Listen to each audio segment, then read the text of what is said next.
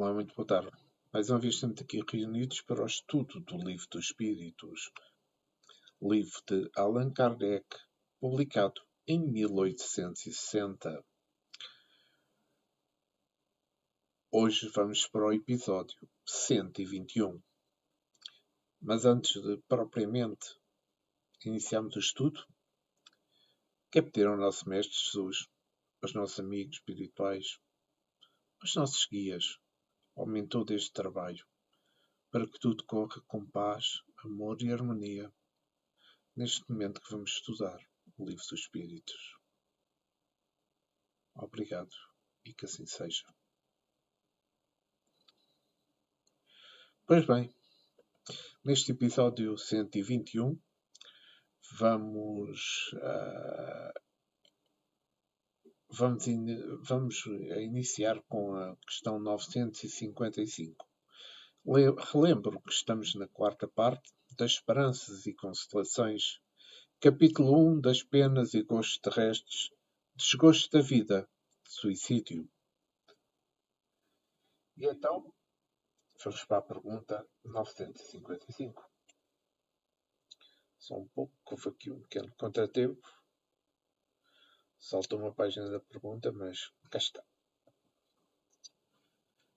Kardec questiona: podem ser consideradas suicidas e sofrem as consequências de um suicídio as mulheres que em certos países se queimam voluntariamente sob os corpos dos maridos? Vejamos que isto, como eu disse, foi escrito em 1860. Pois bem, o espírito da verdade responde: obedecem a um preconceito e muitas vezes mais à força do que por vontade. Julgam cumprir um dever e esse não é o caráter do suicídio.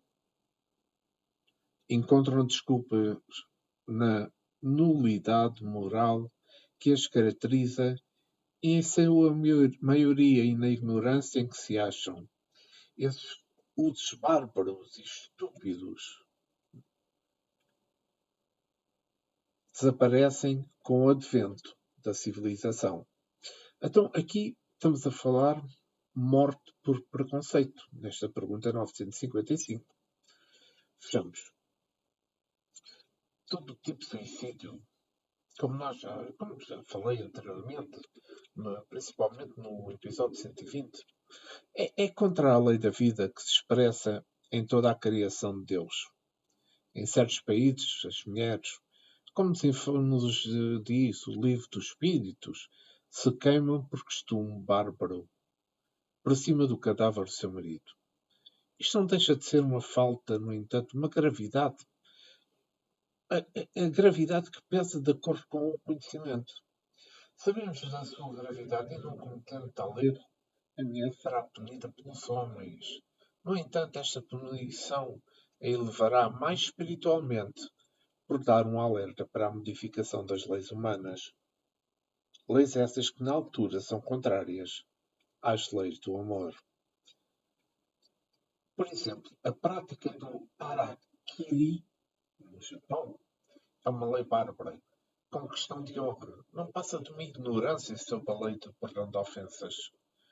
Jesus apareceu nos horizontes do mundo para nos falar sobre a lei do amor, do perdão, educação da alma em todos os ângulos da existência.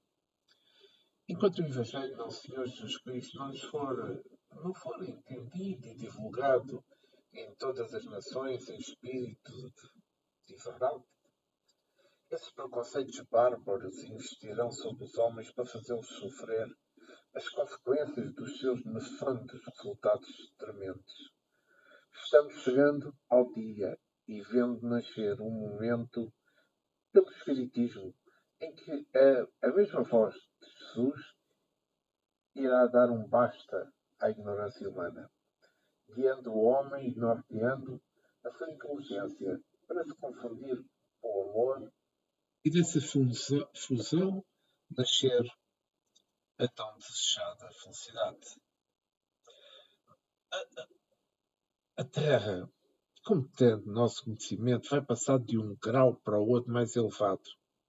Irá passar de um planeta de terras e expiações para um planeta de regeneração. E isso somente irá favorecer os seus habitantes, ainda novos de vida, para que nasça a paz, a simbiose com o trabalho, para que nasça a caridade e intercâmbio com o discernimento. Vamos ver nascer a fraternidade, em paralelo com a alegria de viver. O homem do terceiro milénio vai dar início a um marco divino nas civilizações. O de respeitar as leis, sofrendo as consequências das suas faltas passadas, não mais errando. A Terra será um mundo de regeneração, e aí os justos verão resplandecer como sol, para terem consciência em estado de acomodação com a verdade. Mateus, no capítulo 13, versículo 43, escreveu: Então os justos resplandecerão como o sol no reino do meu Pai. Quem tem ouvidos, ouça. Então devemos começar rapidamente a edificação. Edificação e edificar esse reino agora mesmo. Passando a conviver com a verdade, trabalhando na intimidade de nós mesmos, na purificação dos costumes, de modo a sentir a paz, aquela paz que tanto falava e vivia Jesus. Nós seremos considerados justos se começarmos a caminhar com Jesus, e é o que devemos fazer, porque Deus é um ouvinte invisível ao nosso lado. Internamente, em nossas consciências, que tudo registra. Jesus é o seu agente mais próximo, que não deixa as suas ovelhas desamparadas. Se queremos ser felizes, amemos. Se queremos paz, pacifiquemos. Se queremos perdão, perdoemos. Na época de Jesus, houve muitos suicidas. Uns não eram julgados como tal, pois eram irmãos valorosos que eram sacrificados, dando testemunho da verdade. Outros, como suicidas, se entregavam voluntariamente para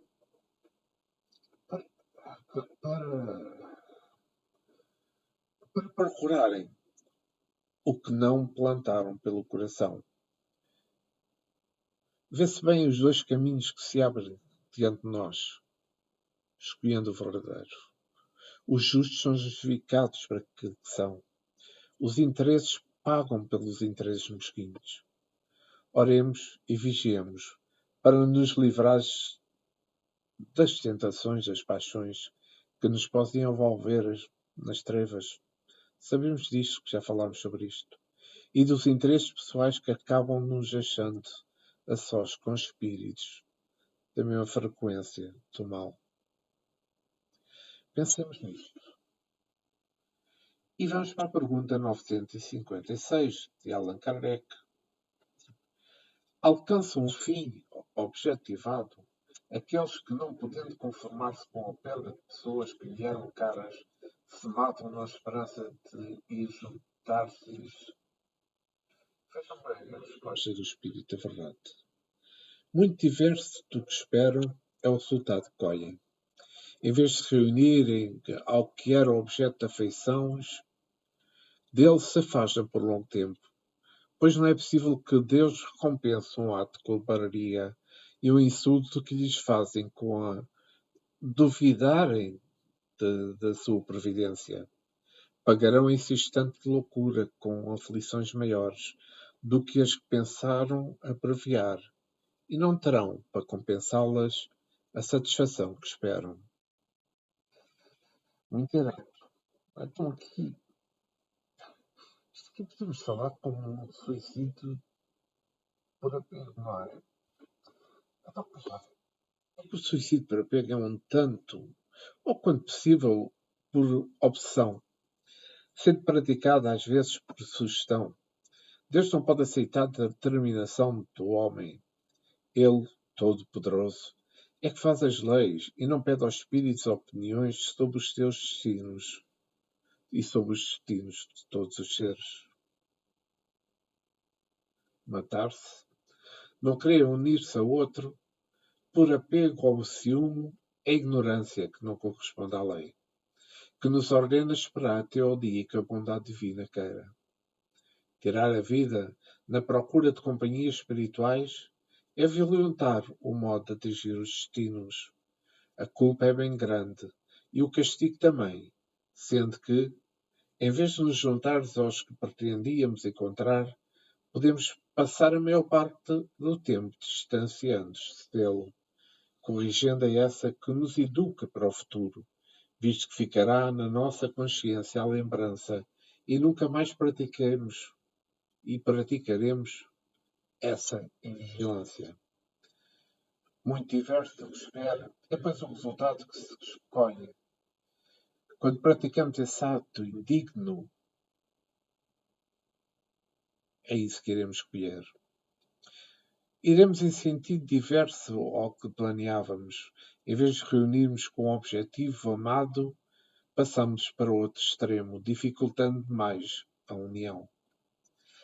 É justo e meritório que soframos a perda de um ente querido com paciência, trabalhando e amando, entendendo a caridade e fazendo aos nossos semelhantes, perdoando os companheiros que esqueceram das suas faltas e procurando com isso ir aparando as nossas próprias arestas, para que no dia em que fomos chamados para um mundo espiritual, possamos, pelo menos, auxiliar-nos com as nossas possibilidades que ganhamos pela educação e respeito às leis de Deus.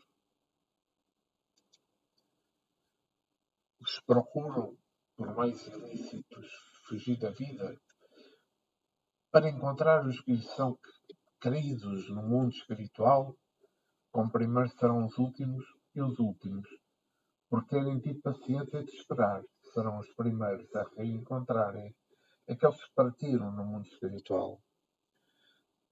Nós não devemos romper a divisa entre os dois mundos através da violência. Esperar o dia marcado por Deus é o mais acertado, se queremos paz na nossa consciência. O que podemos e queremos fazer sem a ajuda de Deus? Nada, claro. Pois para tanto ele faz as leis, no sentido de desobedecermos, e o obediente será sempre feliz. A criatura que não pode se conformar com a perda de um companheiro ou companheira, filhos, parentes, e pratica o suicídio, passa a ser cobarde. Essa cobardia assinala a ignorância, sendo o resultado drástico para quem o pratica. Cuidemos da nossa vida na Terra. Observemos as leis naturais que regem o corpo físico, pois ele é um tesouro que Deus nos deu, capaz de nos mostrar o caminho para a paz de consciência. Não percamos a paciência com possíveis acontecimentos. Resistemos a tudo com moderação.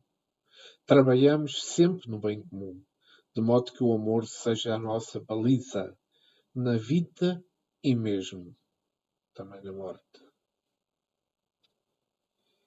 E vamos passar à pergunta 957. Continuamos sobre o tema desgostos da vida, suicídio. Pergunta 957, Allan Kardec. Quais, em geral, com relação ao estado de espírito, as consequências do suicídio? E o Espírito da Verdade responde: muito diversas são as consequências do suicídio. Não há apenas determinadas, e em todos os casos, correspondem sempre às causas que o produziram. Há, porém, uma consequência a que o suicida não pode escapar. É o desapontamento. Mas a sorte não é a mesma para todos.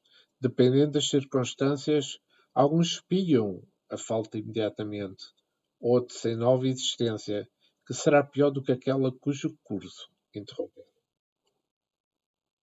Allan Kardec, sobre esta pergunta, faz um comentário que eu vou ler. de Allan Kardec é o seguinte: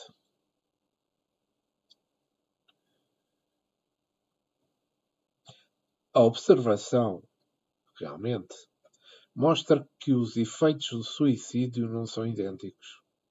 Alguns há, porém, comuns a todos os casos de morte violenta e que são a consequência da interrupção brusca da vida. Há, porém, a persistência mais prolongada e tenaz do laço que une o espírito ao corpo, por estar quase sempre em laço na plenitude da sua força, no momento em que é partido. Ao passo que, no caso de morte natural, ele se enfraquece gradualmente e muitas vezes se desfaz antes que a vida se haja extinguido completamente. As consequências deste estado de coisas são um prolongamento da perturbação espiritual, seguindo-se à ilusão em que, durante mais ou menos tempo, o espírito se conserva de que ainda pertence ao número dos vivos. A afinidade que permanece entre o espírito e o corpo produz, em alguns suicidas, uma espécie de repercussão do estado do corpo no espírito, que assim o seu mau-grado sente os efeitos de decomposição, de onde resulta uma sensação cheia de angústias e de horror. Estado esse também que pode durar pelo tempo que deveria durar a vida que sofreu. Interrupção. Não é geral este efeito, mas em caso algum, o suicídio fica isento das suas consequências, as consequências da sua falta de coragem. Se adotar desvia. De um modo que outro a culpa em que ocorreu. Assim é que certos espíritos que foram muito desgraçados na vida disseram ter suicidado pela existência precedente e submetido voluntariamente a novas provas para tentarem suportá-la com mais resignação. Em alguns, verifica-se uma espécie de ligação à matéria, de que inutilmente procuram desembaraçar-se, a fim de voarem para mundos melhores, cujo acesso, porém, se lhes conserva interdito. A maior parte deles sofre o pesar de haver feito uma coisa inútil, pois que só decepções encontram. A religião, a moral, todas as filosofias condenam o suicídio como contrário às leis naturais. Todas nos dizem, em princípio, que ninguém tem o direito a abreviar voluntariamente a vida. Entretanto, porque não tem esse direito, porque não é livre o homem de pôr termo aos seus sofrimentos. Amigos, ao Espiritismo, estava reservado demonstrar pelo exemplo dos que sucumbiram que o suicídio não é uma falta, somente por constituir infrações de uma lei moral, consideração de pouco peso para certos indivíduos, mas também um ato estúpido, pois que nada ganha quem o pratica.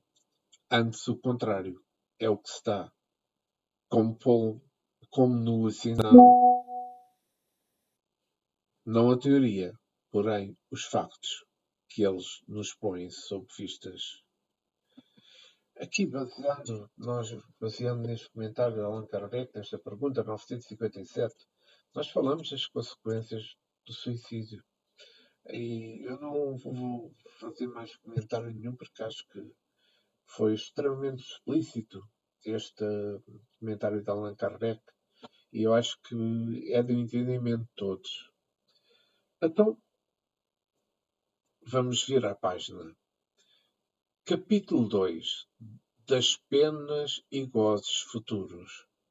Vamos falar aqui sobre nada, vida futura. Intuição das penas e gozes futuros. Intervenção de Deus nas penas e recompensas. Natureza das penas e gozes futuros. Penas temporais, expiação e arrependimento. Duração das penas futuras e, por fim, paraíso, inferno e purgatório. Então, neste capítulo 2, vamos começar por falar do nada, vida futura. Na pergunta 958, Allan Kardec faz a seguinte pergunta: por que tem o homem instintamente horror ao nada? E o espírito da verdade é muito claro: porque o nada não existe. Que importante isto. Então, vejamos.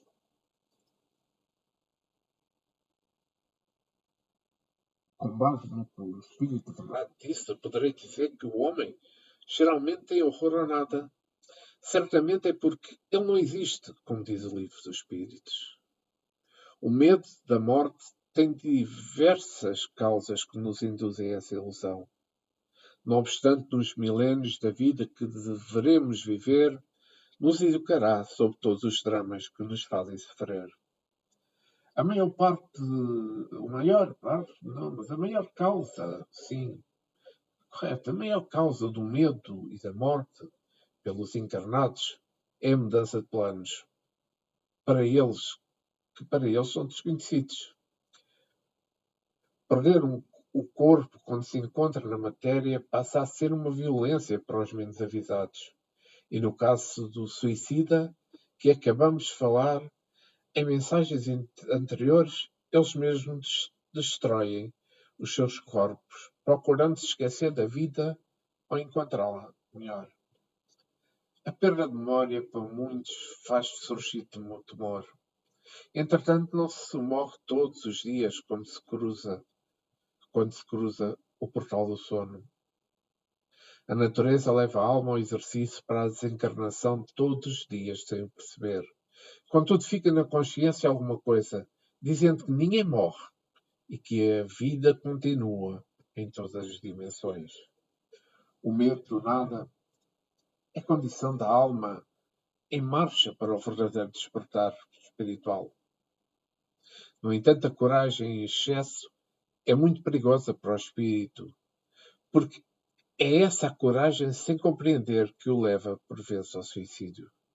Devemos fixar bem na mente e no coração que o nada não existe, que não devemos temer, e sim aumentar a esperança de vida, que é uma realidade. Como sabemos, Jesus veio ao mundo para sanar, poderia dizer assim, para sanar das mentes em desequilíbrio, o medo da morte e o horror do nada. Fazendo o que fez, nos fenómenos, por ele praticado, claro, deu-nos à humanidade uma certeza de Deus e da continuação da vida do Espírito, cada vez mais sublimado. E voltando para os discípulos, disse-lhes particularmente: bem-aventurados os olhos que veem as coisas que vós vedes. Está escrito em Lucas, no capítulo 10, versículo 23. Verdadeiramente eram bem-aventurados os que assistiam aos fenómenos produzidos pela presença de Jesus em todas as suas modalidades. Porque Jesus fez desaparecer a morte e o nada, infundido vida em todas as criaturas que o seguiam com fé, confiando em Deus. Devemos alegrar-nos cada vez mais, porque o nada não existe. Em todo lado existe algo de vida, falando sobre a presença do Criador. E aqui acho que somos a esperança no meio de todas as dúvidas, fazendo nascer a vida onde se julgava haver mortes, fazendo nascer o amor onde o ódio iludia as criaturas. Hoje é a própria ciência que nos afirma que não existe espaço vazio. Sempre existe algo que por vezes desconhecemos. O Espiritismo qualificada como a doutrina dos espíritos ou vice-versa, resplandece no mundo das consciências, mostrando outras dimensões de vida, para que possamos ter mais esperança, mas muito mais esperança no nosso viver. E vamos à pergunta 958. De onde nasce para o homem o sentimento instintivo da vida futura? Então, o Espírito da Verdade responde: Já temos dito, antes de encarnar, o espírito conhecia todas essas coisas e a alma conserva vaga lembrança do que sabe e do que viu no plano espiritual. Kardec faz um comentário sobre esta pergunta, 959, sim, que é o seguinte, que eu vou ler. Em todos os tempos, o homem se preocupou com o seu futuro, para lá do túmulo. E isso é muito natural. Qualquer que seja a importância que liga a vida à vida presente, ou seja, sim, qualquer importância que liga à vida presente, não pode ele furtar-se a considerar quando essa vida é curta e, sobretudo, precária, pois que a cada instante está sujeita a interromper-se. Nenhuma certeza lhe sendo permitida acerca do dia seguinte, que será dele após o instante fatal. Questão grave esta, porquanto não se trata de alguns anos apenas, mas de eternidade. Aquele que tem de passar longo tempo num país estrangeiro se preocupa com a situação que lá se achará. Como então não nos havia de preocupar em que nós veremos deixando este mundo, uma vez que é para sempre? Pergunta. A ideia do nada tem qualquer coisa que repugna à razão. O homem que mais despreocupado seja durante a vida, em chegando o momento supremo, pergunta a si mesmo o que vai ser dele, sem o querer esperar. Cremos em Deus sem admitir a vida futura, contra um contrassenso. O sentimento de uma existência melhor reside no fórum íntimo de todos os homens, e não é possível que Deus aí o tenha colocado em vão. A vida futura implica a conservação da nossa individualidade após a morte, com o efeito que nos importaria, sobretudo, viver ao corpo, se a nossa essência moral houvesse de perder-se no oceano do infinito. As consequências para nós seriam as mesmas que tivéssemos de nos unir no nada. E com esta pergunta 959, nós falamos de vida futura. E como nós sabemos, o instinto do homem reconhecendo a vida futura lhe vem do seu conhecimento antes de vestir-se na carne, no plano espiritual, como Kardec também mencionou neste comentário. Ele é, pois, instruído no mundo espiritual sobre todas as leis que mandam e regem as vidas e as coisas na Terra. Aí, existindo e entrando no processo de reencarnação quantas vezes forem necessárias. O ser humano guarda na consciência todas as passagens de vida e de morte, e principalmente de que viverá depois do túmulo. Todos, seja seres, têm intuição disso, desde o mais rudimentar até o mais civilizado. Ainda mais, todas as religiões e filosofias espirituais estudam esse assunto, mostrando aos seus seguidores que ninguém morre. A consciência fala todos os dias. Isso é tema comum na acústica da mente. O Espiritismo traz para a humanidade a certeza da continuação da vida depois da morte do corpo. E, para tanto, os que já se foram para a espiritualidade estão voltando, como fez Jesus, deixando a sua mensagem de vida e meio mais fácil de viver, alcançando a tranquilidade e aumentando deste modo a esperança. Todo homem conserva vaga lembrança do que viu e sentiu antes de tomar, digamos assim, o corpo da carne. Deus não deixa alma alguma sem essa esperança. Todas as nações preocupam-se com o seu futuro, e as religiões revertem essa crença com fórmulas que hoje não têm mais razão de ser, se tudo se aperfeiçoa, quanto mais as coisas espirituais. Jesus foi luz que eliminou as trevas, mostrando com a sua ressurreição que realmente ninguém morre, aparecendo diversas vezes e se mostrando como era para ser conhecido a todos aqueles seus seguidores.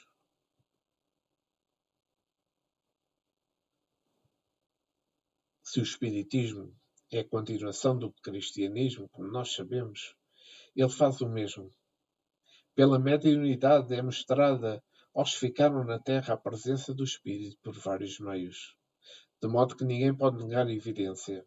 Pode-se dizer que não existe uma família na face da Terra que já não teve um testemunho de que os seus parentes e amigos continuam vivos.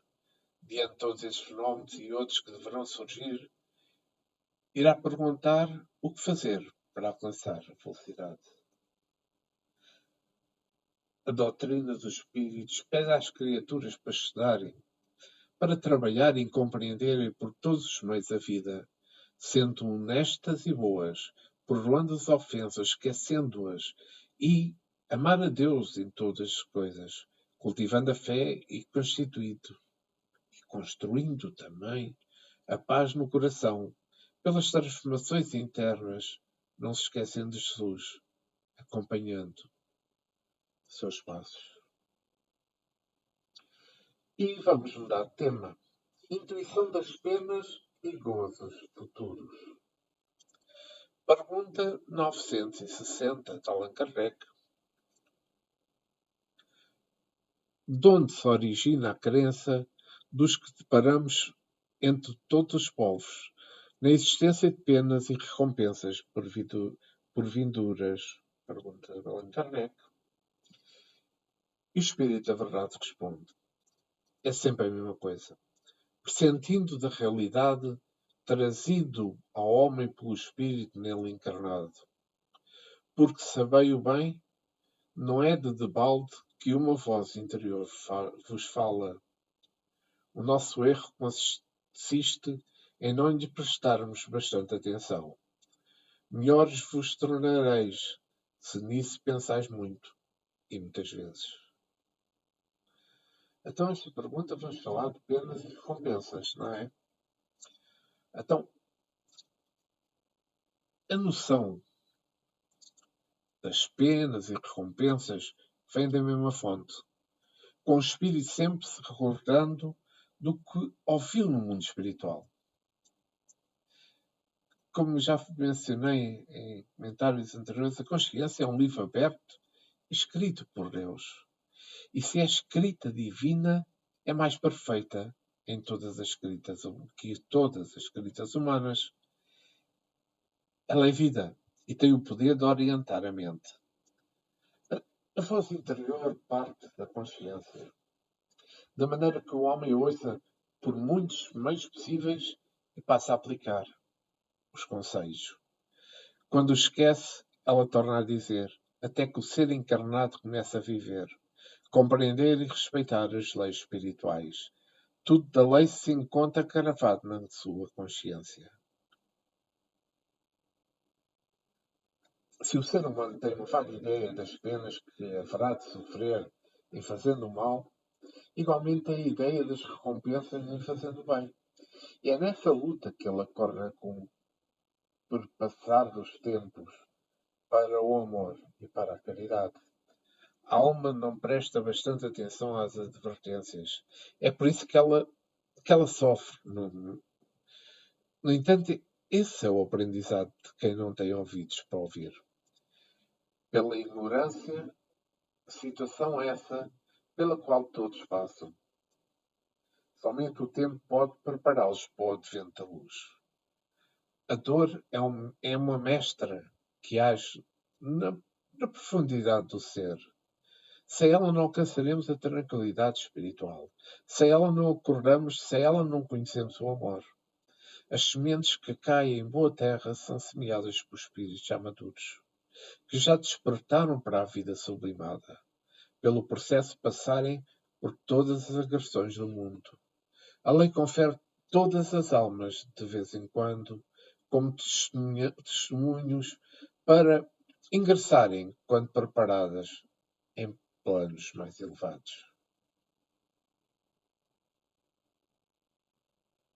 Não podemos dizer que não conhecemos as leis. Porque antes de tomar o primeiro corpo físico, somos instruídos, teoricamente, no mundo espiritual pelos agentes de Deus que sabem das nossas necessidades. Todos temos pressentimento das verdades. Se a elas darmos atenção, os caminhos melhoram. Se não, sofremos pela lei da justiça que nos cobra e a cobrança nos serve. Lição para o futuro. Pois esta é pura realidade. E vamos à pergunta 961. Qual o sentimento que domina a maioria dos homens no momento da morte? A dúvida, o temor ou a esperança? E o Espírito da Verdade responde de uma forma muito direta. A dúvida. Nos céticos,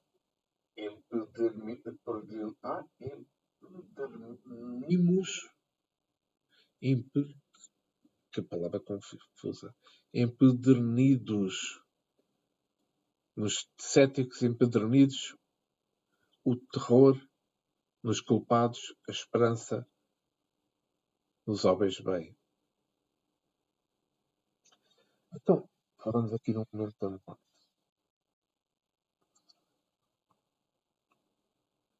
Diante desta questão, 961, Lei dos Espíritos, vou voltar a repetir a resposta. Qual o sentimento? Qual o sentimento que domina a maioria dos homens no momento da morte? A dúvida, o temor ou a esperança?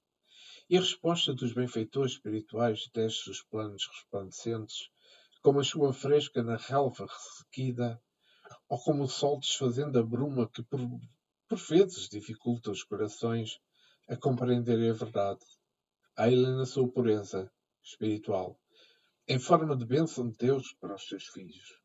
A dúvida nos céticos empedernidos, o temor nos culpados, a esperança nos homens de bem. Então, meditemos neste conceito de luz, que a força do Evangelho do Mestre inspira na feição do cristianismo, como sendo o próprio Cristo a nos falar. Que ouça quem tem ouvidos para ouvir, e entendimento para entender, porque os agentes de Deus se encontram em todos os pontos da terra para assistir os homens de boa vontade, aqueles que batem, porque é batendo e a porta se abre àquele que procura. E é procurando que se encontrará. Jesus, por intermédio dos seus discípulos espalhados por todo o globo, responde a todas as questões aos que queiram saber com honestidade e amor. Não obstante, quando a mente da criatura passa a se abrir em todos os rumos do saber, quando os valores espirituais começam a despertar no coração, surgem nos caminhos as tribulações, e diante disso a resposta nos chega por Paulo, no seguinte exposição aos Coríntios 2, capítulo 4, versículo 8. E está escrito: em tudo somos atribulados, porém não angustiados, perplexos, porém não desanimados. Em geral, vou fazer aqui uma comparação que somos casas velhas com necessidade de serem derrubadas, ou seja, construindo uma nova casa. E nessas mudanças próprias, a própria natureza do homem rejeita as modificações. Se desejamos mudar o nosso nível de vida, preparando, temos, porque preparar-nos é mais correto, para as tribulações, para as perplexidades e a violência dos que se encontra na retaguarda. Céticos certamente encontrarão a dúvida ao chegarem ao plano do espírito, pelo processo de desencarnação. Os culpados por justiça encontrarão o temor no plano da realidade. Mas os homens de bem, aqueles que a tudo amam sem exigências mesquinhas, que a tudo perdoam e servem, esses encontrarão esperança de viver mais a porta da verdadeira felicidade. O Espiritismo vem explicar a natureza de vida desses companheiros, nos ajudando a escolher o melhor caminho, para que tenhamos, depois do túmulo, o fruto das sementes plantadas. Devemos estudar-nos a nós mesmos, os planos que habitamos, procurando descobrir os sentimentos que nos dominam para fortalecê-los ou extirpá-los, dependendo da sua natureza. O Evangelho de Jesus nos ensina aquilo que fazemos. O trabalho deve ser iniciado em nós, e as mãos invisíveis ajudarão a dissipar o mal, no plantio do bem que nunca morre. Sabemos que cada um alcançou uma escala de progresso no aprumo da vida. Aquele que já despertou para a verdade é esse que falamos, porque ele ter capacidade de assimilação das coisas espirituais. Que Deus nos ajude a compreender a fala dos benfeitores da vida maior. E se já estudamos o livro dos Espíritos, como estamos a estudar, quando acabamos, tornemos a lê-lo, pois nele existe muita coisa a mais oculta nas entrelinhas para a nossa paz. É importante isto, porque às vezes que eu já li e torno a ler, parece que aparecem sempre coisas novas, coisas que não entendíamos anteriormente, mas que agora passamos a entender. É importante. Este livro está sempre connosco. E então, vamos passar à pergunta 962. Como pode haver céticos, uma vez que a alma traz ao homem o sentimento de coisas espirituais? Que pergunta interessante, Allan Kardec. E o Espírito da Verdade responde: eles são em número muito menor do que se julga. Muitos fazem de espíritos fortes durante a vida, somente por orgulho. No momento da morte, porém, deixam de ser fanfarrões. E que resposta muito interessante. E Allan Kardec faz um comentário sobre esta pergunta, que é a seguinte: a responsabilidade dos nossos atos é a consequência da realidade da vida futura. Diz-nos a razão e a justiça que na partilha da felicidade a que todos se aspiram não pode estar confundidos os bons e os maus. Não é possível que Deus queira que uns gozem sem trabalho de bens que os outros só alcançam com esforço e perseverança. A ideia é que, mediante a sabedoria das suas leis, Deus nos dá de sua justiça e de sua bondade, não nos permite acreditar que o justo e o mau estejam na mesma categoria a seus olhos, nem duvidar de que recebam algum dia uma recompensa ou outro castigo pelo bem, pelo mal que tenham feito. Por isso é que o sentimento inato que temos da justiça nos dá a intuição das penas e recompensas futuras. Esta pergunta 962 baseia-se mais nos céticos. É que já falámos aqui que o espírito, quando está no plano espiritual, antes de reencarnar, passa por muitos estágios de aprendizado e de experiências. E sendo assim, como pode haver céticos, não é? É uma pergunta interessante. Acontece que a carne envolve a alma e faz com que ela se esqueça das lições recebidas no plano espiritual. Certamente que a consciência derrama avisos constantes da mente ativa. No entanto, esta somente os registra com mais intensidade de acordo com a evolução e com o interesse que tem a alma nos caminhos que escolheu para percorrer.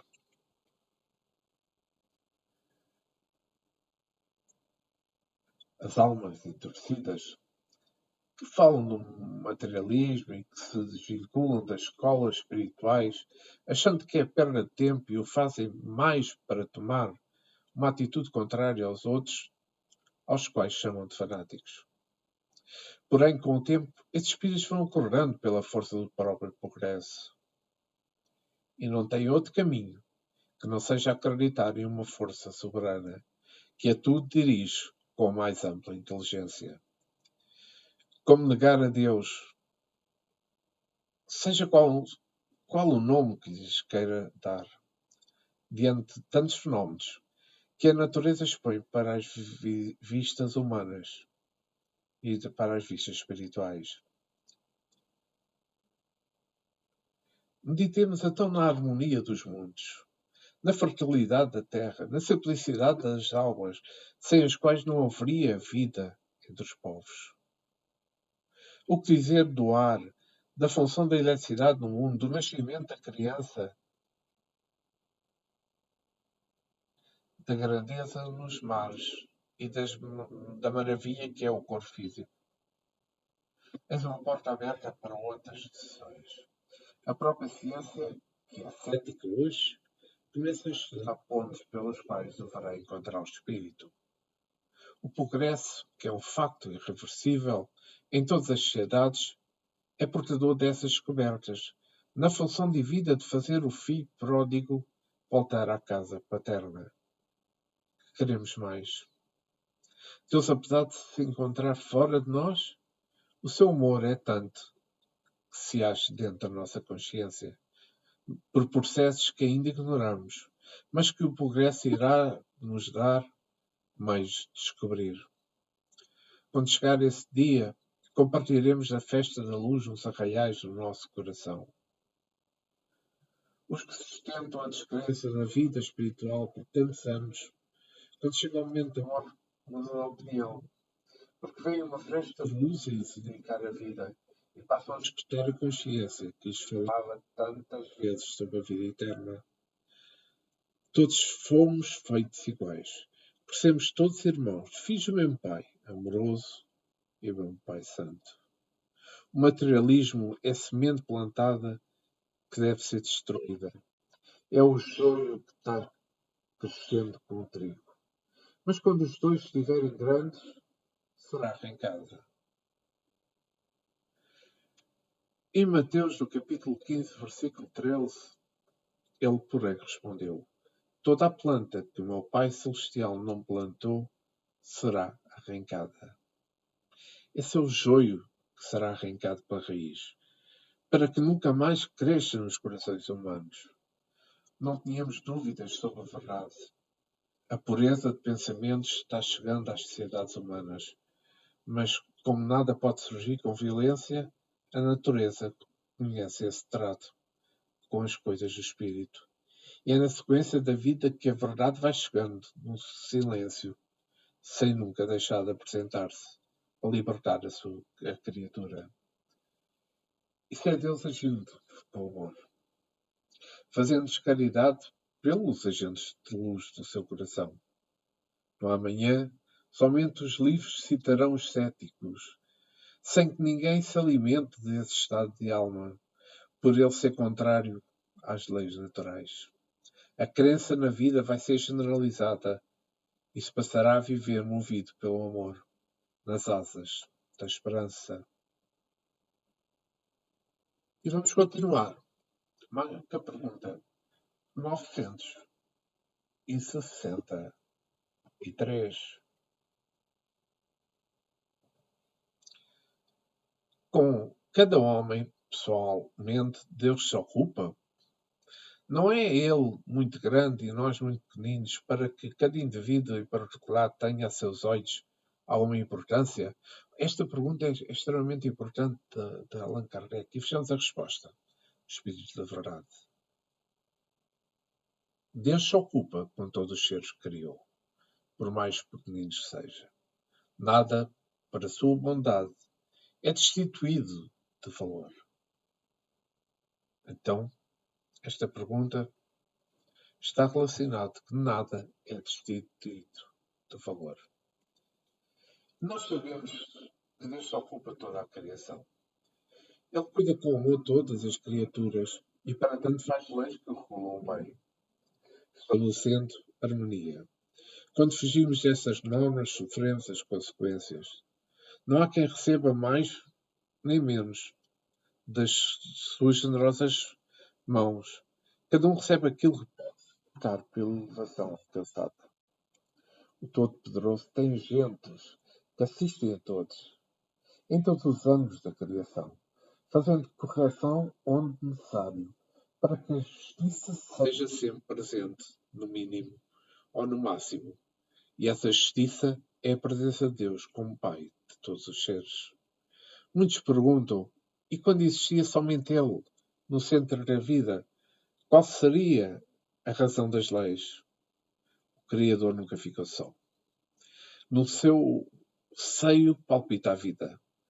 No seu hálito lhe dá todas as respostas, quando emitindo em todas as direções. Não existe tempo na origem dos assuntos, pois tudo se confunde. Espírito, matéria e os intermediários de todas as coisas. O mundo se desfaz e o espaço deixa de existir ante a paternidade universal. Então, como se explica o inexplicável? Como se entende o que não se pode entender? Procuremos aprofundar-se. Aprofundarmos em todos os assuntos do espírito. É perda de tempo. Porque estamos ainda, como eu costumo dizer, na escola primária. Nós estamos ainda no começo das lições que pretendemos aprender.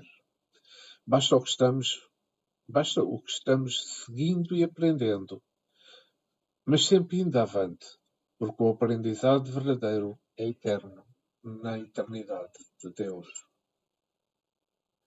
Podemos chamar os impulsos do progresso de convergência, pois quando pensamos que chegamos ao fim de certos ensinamentos, passamos a convergir para outro ângulo. Quando pensamos que chegamos ao máximo, ele se torna mínimo pela convergência, que nos mostra outros planos de maiores entendimentos. E esses pontos, para os quais deveremos convergir, são pontos eternos. Deus se ocupa de tudo com o máximo carinho, porque Ele é amor. Ele procura além e é muito mais que amor, porque somente Ele criou esse estado de alma e a criação não pode ser igual ao Criador. Deus cuida do verme tanto quanto dos anjos e dá a todos eles segundo as suas necessidades.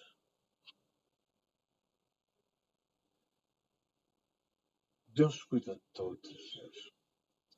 Deus cuida de todos os seres que criou, para não colocar fardos pesados em ombros frágeis. Isso é justiça, isso é amor. Estudemos, pois, com atenção para que não venhamos a sofrer as imprudências de saber o que não devemos na pauta das nossas vidas. Tudo está semeado nas nossas consciências, mas cada qual absorve o que pode suportar. Deus é suprema harmonia que distribui por parcimónia as verdades, de maneira que suportemos as suas luzes. E vamos a mais uma pergunta. Pergunta 964. Mas será necessário que Deus atente em cada coisa dos nossos atos para nos compensar ou punir? Esses atos não são, na sua maioria, insignificantes para eles? E estas perguntas que Kardec está a colocar. Kardec está a colocar as perguntas para aqueles que têm ainda muita ignorância. Mas vejamos A resposta do Espírito da Verdade. Deus tem suas leis a regerem todas as vossas ações. Se as violais, vós é culpa. Indubitavelmente, quando um homem comete um excesso qualquer, Deus não prefere contra ele um julgamento, dizendo, por exemplo, foste guloso, vou punir-te. Ele traçou um limite. As enfermidades e, muitas vezes, a morte são consequências desses excessos. Eis aí a punição. É o resultado da infração da lei. Assim, em tudo. Allan Kardec faz um comentário que eu vou ler sobre esta pergunta, que eu acho que é extremamente importante. Todas as nossas ações são submetidas às leis de Deus. Nenhuma há, por mais insignificante que nos pareça, que não possa ser uma violação daquelas leis. Se sofremos as consequências dessa violação, só nos devemos queixar de nós mesmos, que desse modo nos fazemos os causadores da nossa felicidade ou da nossa infelicidade futuras. Essa verdade se torna evidente por meio de apólogo seguinte. Um pai deu ao seu filho educação e instrução, isto é, os meios de guiar-se. Cede-lhe um campo para que o cultive e lhe diz: aqui estão a regra que deves seguir e todos os instrumentos necessários a tornares fértil este campo e assegurares da tua existência. Dei-te a instrução para compreenderes esta regra. Se a seguires, o teu campo produzirá muito e te proporcionará o repouso na velhice. Se a desprezares, nada produzirá e morrerás de fome. Dito isso, deixou proceder livremente. Não é verdade que esse campo produzirá da razão dos cuidados que lhe foram dispensados à sua cultura e que toda a negligência redundará em prejuízo da colheita? Deve a isso, portanto, o filho ditoso ou desgraçado, conforme haja seguido ou não a regra que seu pai lhe traçou, Deus ainda é mais previdente, pois que nos adverte a cada instante de que estamos fazendo bem ou que estamos fazendo mal. Envia-nos os Espíritos para nos inspirarem. Orem, não os escutamos. Há mais essa diferença. Deus faculta sempre ao homem, concedendo-lhes novas existências por recursos para reparar os seus erros passados. Enquanto o seu filho, de que falamos, se empregou mal o tempo, nenhum recurso. Resta. Aqui falamos desta pergunta 6964 de limites divinos. Vou ser muito breve. É que Deus tem as suas leis como agentes de equilíbrio. Por isso, estamos sempre alertando os irmãos quanto à observância deles em todas as suas atividades. Se violas essas leis, no mínimo que seja, vem a resposta delas para o seu caminho. A ignorância que se possa ter desta forma de educação de Deus pode-se dizer superficial, pelo facto de todas as almas a receberem uma roupagem física são instruídas pelos benfeitores espirituais. Mesmo o homem primitivo, quando errava, passava a agir com mais cautela, demonstrando o temor pelo castigo. É, pois, uma prova que Deus não se esquece de ninguém, assistindo todos os que se portam para viver melhor. Para que tenhamos alcançado a paz de espírito, não podemos dividir o reino da harmonia. Colocamos ao seu lado a desarmonia, pois são situações antagónicas. Não esquecemos disto. Confiamos em Deus. Confiamos em que Deus é sempre bondade para os seus filhos. E não dá pedra a quem pede pão, nem escorpião a quem pede peixe. E assim ficamos hoje pelo estudo do episódio 121 do Livro dos Espíritos. Dentro de um par de dias voltarei para o estudo do episódio 122. Mas antes, quero agradecer ao nosso Mestre Jesus, aos nossos guias, aos nossos amigos espirituais, ao mentor deste trabalho, pela paz, pelo amor, pelo discernimento no estudo destas perguntas e respostas. Espero que tenha sido do vosso agrado. Jesus, ficai hoje e sempre connosco, agora e sempre. E que assim seja.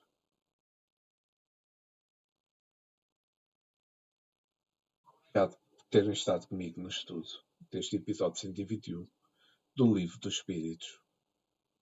Muita paz, muito amor para todos vós.